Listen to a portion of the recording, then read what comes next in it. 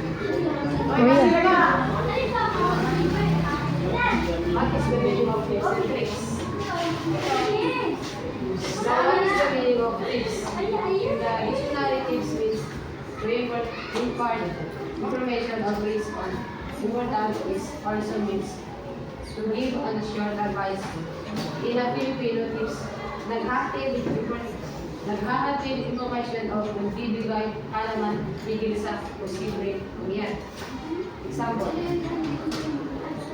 what to prepare in very successful. Pindot ko yan.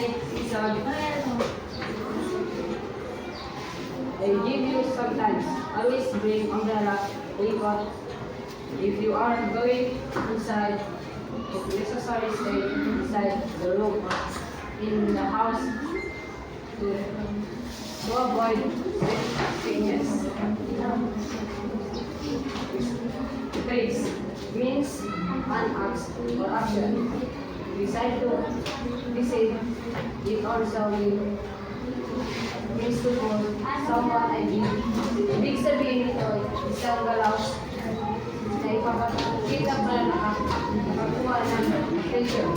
Example, showing magic, dancing, and are tricks. But that's two words, tips and tricks. The physically and history of doing Next. sometimes or maybe or some things.